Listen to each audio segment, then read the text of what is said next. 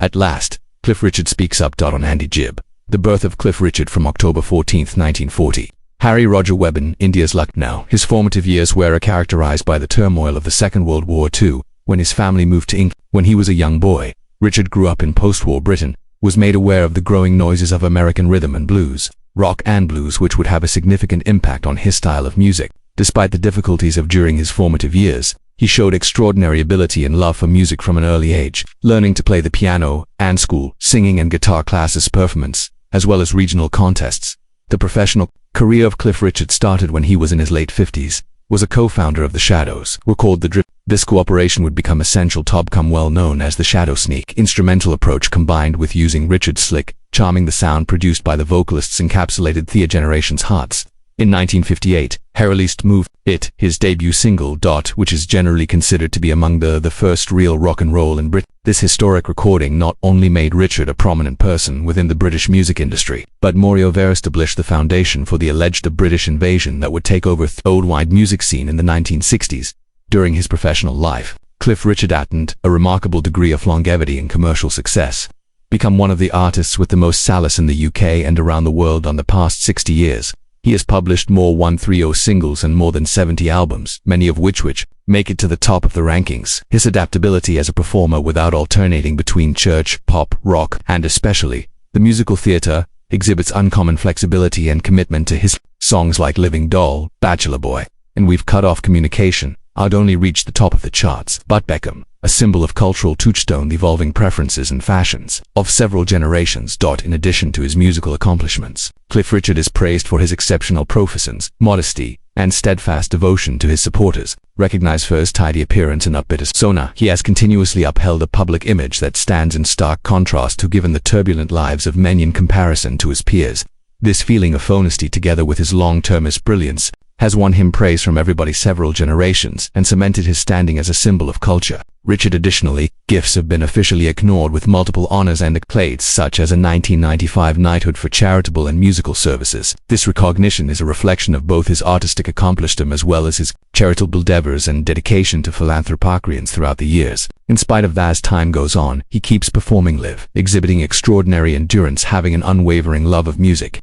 This acts as motivation for both aspiring musicians and peers. His accomplishments have been acknowledged, multiple accolades, distinctions, and honors such as many Bright Awards on OBBE and Ivor Noel Awards for musical services. Amazingly, Cliff Richard has continued to be successful on the charts throughout several decades.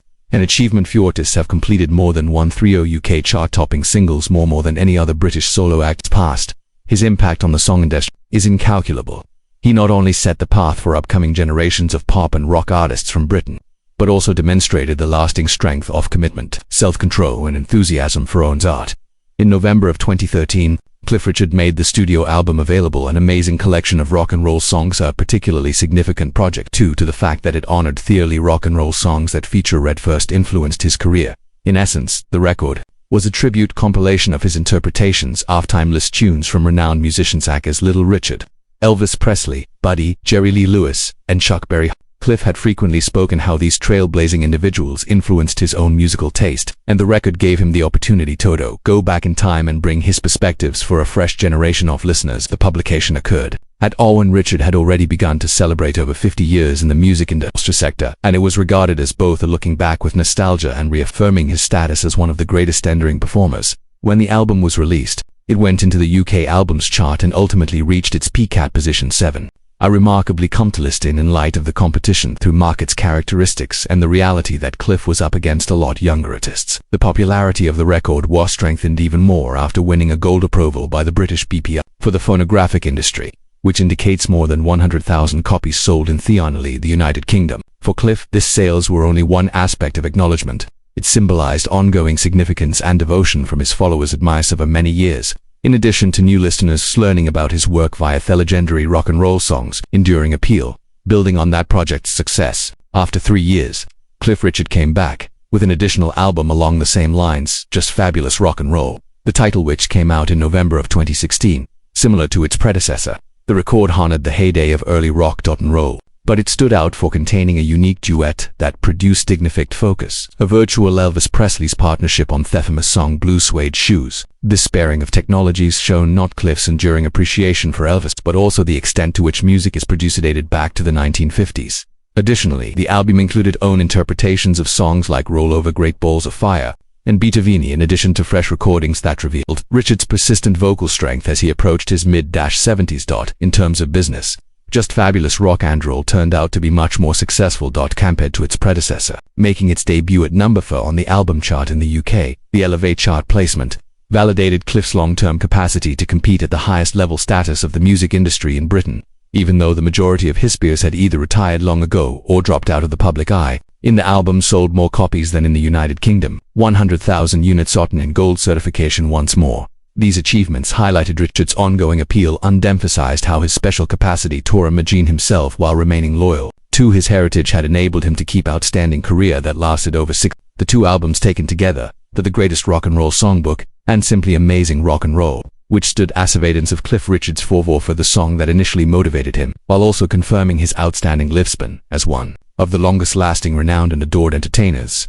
Cliff Richard has a lengthy and incredibly prosperous musical career, has stayed unmarried for life, a fact that has captivated media and fans for many years. This facet of his individual life became especially meaningful when he wrote a 3-page letter in October 1961 to his first significant partner. Delia Wixes, an Australian dancer, was created public in April 2010 after her passing from cancer. In the correspondence, Richard showed the deep personal sacrifices required for his job, writing, "As a pop singer, I must give up one precious item, the entitlement to any enduring connection with any unique. I simply had to probably make one of the most important choices I'll ever create, and my hope is that it won't thwart you excessively at that moment." Richard was only starting to take shape, his standing as one of the most famous pop stars, and the emotional burden of striking a balance growing notoriety with his connection to Wix had endured for 18 months, a noteworthy time for a young man who was swept up in the flurry of entertainment. And his words convey both the gravity of their relationship and the sadness of terminating it. In the correspondence, Richard described in detail the rival obligations and commitments that affected his choice. He admitted the value of family, pointing out that following the passing of his father, his mother and sisters were totally dependent on him. He additionally characterized himself as being unavoidably linked to the entertainment industry, recognizing that show business isn't my blood now, and without it, I'd be lost. In addition to describing his decision, he demonstrated a remarkable degree of empathy and concern for Wix's future, joy advising her to locate a partner who can love you the way you deserve to be loved, to be adored, and who can get married to. This demonstrates a very diligent Richard's side, a guy conscious of the sacrifices required by his profession, with hesitant to lessen the joy of someone he loved. Following the death of Delia Wixes in 2010, Graham Wixes, her brother, was 71 years old, considered the long-term effects of Richard's choice, claiming she had been heartbroken by the split while highlighting Richard's natural charm as well and propriety, characterizing him as a high guy. This look back highlights the Richards' early legacy, which is bittersweet. Romantic decisions and the profound emotional fallout they experienced over decades after his association with Wix.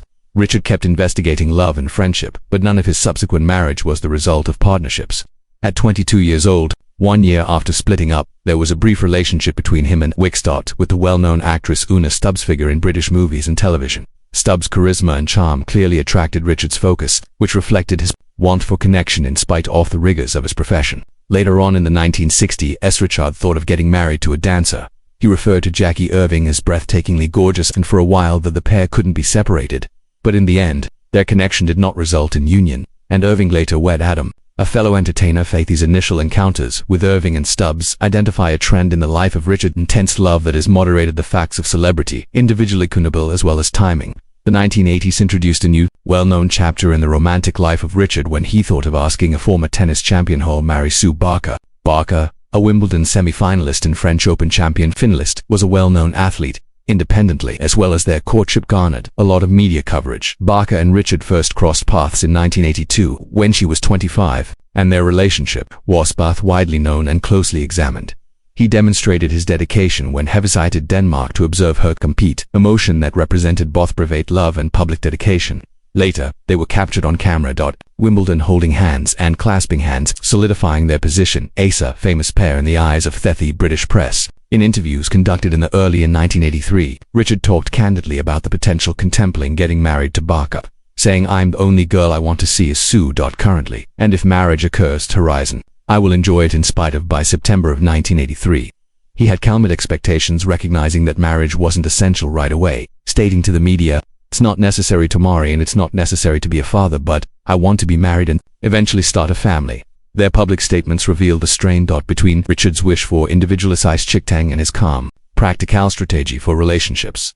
When Barker herself said in July 1984, "I love him," she said, expressing her intense affection, "He's fantastic, and I'm sure we adore one another." This demonstrates the true emotional bond between them, even if it didn't eventually lead to. For many years, Andy's narrative Gibbs' terribly brief life and work has been recounted by admirers innumerable times. Historians of music and family, Andy, the youngest brother of the renowned Bee Gees, became well known at an almost-rapid speed in the latter part of the 1970s. Only Tobe gone by the time you're 30. His allure, his appearance, and his indisputable voice ability made him the object of desire. However, behind the situations he fought off, inner demons had eventually eclipsed his career.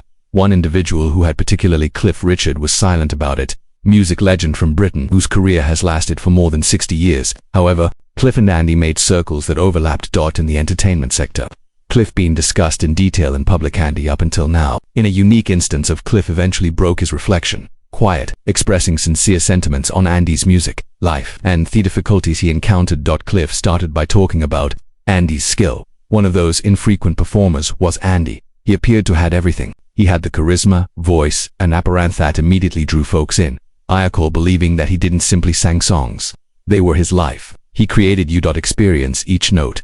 Cliff's statement highlights what millions of fans were already aware, that Andy wasn't just another up-and-coming pop star, but an artist who exuded genuineness and vulnerability in his acting. Cliff continued by admitting that Andy's abrupt fame was a boon and a curse, a burden. The industry can be really cruel, particularly to a child. Andy was only a teenager when the attention was drawn to it, would not let go of him.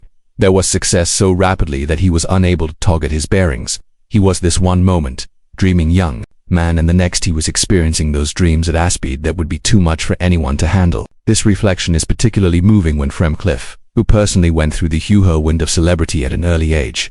His viewpoint demonstrates how Andy's quick ascent left him without the steadiness or direction required to endure the demands of celebrity. The discussion then shifted to Andy's battles, personal problems, especially his struggles with substance abuse. Cliff's voice was full of empathy. It is devastating when someone with that kind of talent pain obscures it. I believe Andy carried no burden on his shoulders than had never revealed. The notoriety, the anticipation, as well as his own struggles.